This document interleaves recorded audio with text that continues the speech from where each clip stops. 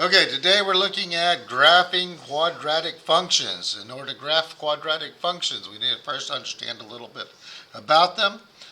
Quadratic functions. Our graph is going to be a parabola. Parabolas are this lovely U shape, and they're either going to open up or they're going to open down. Okay.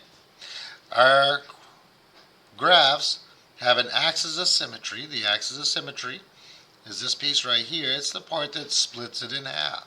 The axis of symmetry. The axis of symmetry goes through the vertex of the parabola. So the vertex is where the parabola changes directions. So our vertex is here or here, depending on which way it goes. If it is opening up, the vertex is the lowest point of our parabola. If it is opening down, then the vertex is the highest point of our parabola. The way we tell which direction our graph opens is we look at a, because remember in standard form we have ax squared plus bx plus c. The a tells us if it opens up or down. If a is greater than 0, it opens up. If a is less than 0 or negative, it opens down. So, looking at this right here, in order to find our axis of symmetry, it's always a good place to start, is starting with our axis of symmetry. To find my axis of symmetry, I do this portion here from our quadratic formula. So, I need to know my A, B, C. So, I look at my graph right here and I say A, B, and C. My A is 1, B is negative 4, and C is 5. And once I get those collected, I can take and put them into my formula. So my ABCs are right here. I'm going to go back to my formula. My formula says x is equal to the opposite of b over 2 times a. Well, in this case, b is negative 4 and a is 1. I do a little bit of arithmetic. This gives me a positive 4 over 2, which is 2. My axis of symmetry is x equals 2. So looking at my graph right here, I'm going to go through and put a nice little dotted line over here at x equals 2. All the way down. So this is where my graph will be split, the axis of symmetry. Now to find my vertex is going to be 2 comma and some number for the y value. To find the y value, I'm going to substitute the 2 back into my x term in my original equation. The y equals x squared minus 4x plus 5. So I have y equals 2 squared minus 4 times 2 plus 5. And we go and do a little bit of arithmetic, which gives me 1. Because 2 times 2 is 4, and this is 8, and then my plus 5 gives me a positive 1. So my vertex is located at 2, 1. So I come over here to my graph, I go to 2, 1. I look at this and say, hey, my A is positive. Since A is positive, I know that my graph opens up. So he's going to be going up from 2, 1, like so.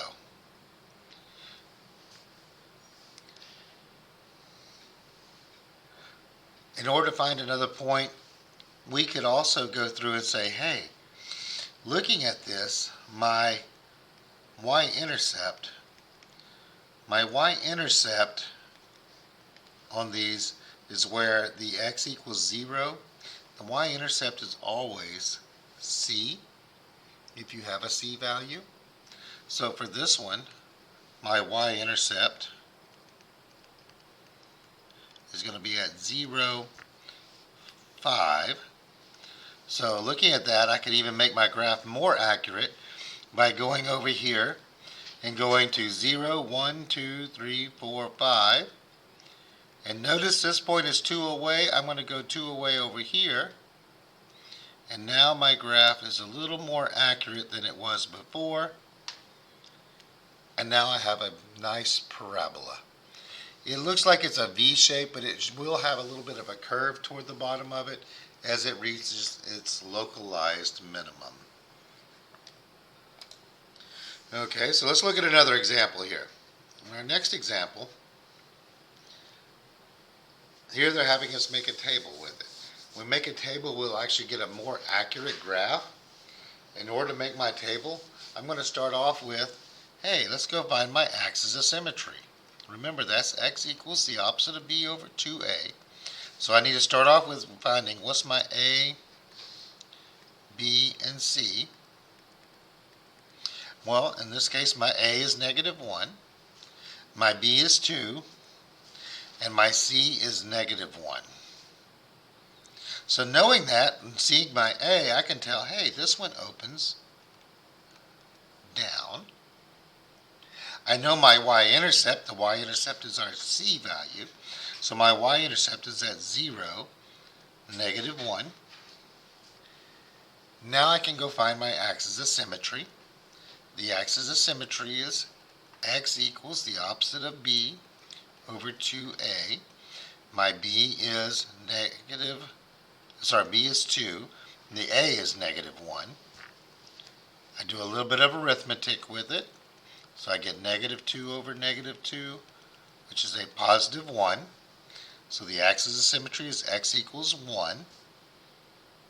My vertex will be 1, comma, and some number. I have to find that number by substituting back into my original equation for the x. So I'm going to have y equals the opposite of something plus 2 times something minus 1. I am plugging in the 1 because that's from my vertex, my axis of symmetry. I go through and do my arithmetic on this. 1 times 1 is 1, making it -1. 2 times 1 is 2, and then minus 1. Add those together and you get 0. So my vertex is located at 1, 0. So using that, I can now make a table where my vertex would be in the middle, 1, 0. And I can do a couple of points to the left, so 0, -1. Couple to the right, 2, 3. Substitute those in and work them out. So I would go through and plug -1 in and work it out. Plugging -1 in, that would give me -1 here, -1 here. So that would be 1, becomes -1, and then that becomes a -2 and a -1, which gives me a -4. I already know my y-intercept is at 0, -1. So that means this piece here will also be -1 because it's 1 away. And this piece here, since it's 2 away, will be -4. The x-intercepts. The x-intercepts are where my y value is 0. I only have 1 in this case because the vertex is located on the x-axis. So my axis of symmetry, x equals 1. A nice dashed line going down here. My vertex is at 1, 0. 1, 0. I have 0, -1, 2, -1. I have -1, -4, and 3, -4. And now I have an accurate graph of my parabola.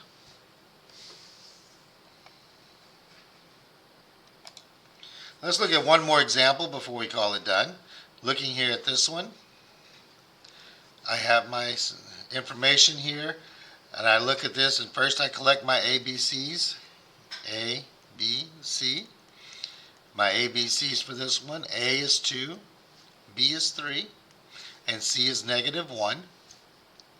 Now I have my ABCs, and I see that A is positive. I know this one here opens up. I can always take care of that. So I know my graph is going to be going like this at some point. My y-intercept is going to be 0, -1, because that's what our C value is, our C value. Now I'm going to take and find the axis of symmetry. So my axis of symmetry, x is equal to the opposite of b over 2 times a. So I go and plug those in. B is 3, A is 2. I work this out and I find that it is a -3/4. So why is the C -1? Oh, it should be -2. Our C is -2. Always make sure you pay attention, unlike I just did. Sometimes things get a little crazy. So now I have this one right here. And did I plug the rest of the numbers in right? I think I did. Yes, they look okay. So my x equals -3/4. So -3/4. Oh, that's about right here. So, yay! So my axis of symmetry is there. Let's go and get our vertex. To get my vertex, I have y equals 2 times something squared plus 3 times some number minus 2. I'm going to plug the -3/4 in. Now this one's going to require some arithmetic here. So I go in, I do 2 times 9/16 plus -9/4 minus 2. So I now have 18/16 minus 9/4 minus 2. At this point, you could get a calculator and punch these things in, find your common denominator, something of that fashion, to go and get our final answer, which will be... So, after punching that into a calculator, we find out that the vertex is located at -25/8, comma, oh, no, wait a minute, -3/4 -25/8. So I'm going to go to -3/4, 25/8, that would be 3, 1, 2, 3, and 1/8. So about right here. And then I have 0, -2. So I have that one right here, 3/4 of the way. So it's going to go up like this. To find the x-intercepts, we can factor, or we can go through and do our quadratic formula, or you can take and use another graphing calculator tool. Graphing calculator tools such as Desmos. If I go through here in Desmos and actually type in my equation here, I can type in y equals 2x squared plus 3x minus 2. And here on the graph, it will actually tell us what each of the points are. That is our vertex, our y-intercept. Here are our x-intercepts. It's located at negative 2, 0, and negative 5, 0. There are two of them. So I have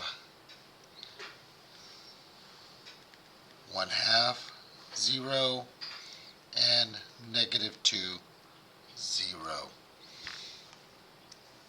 And our parabola is done.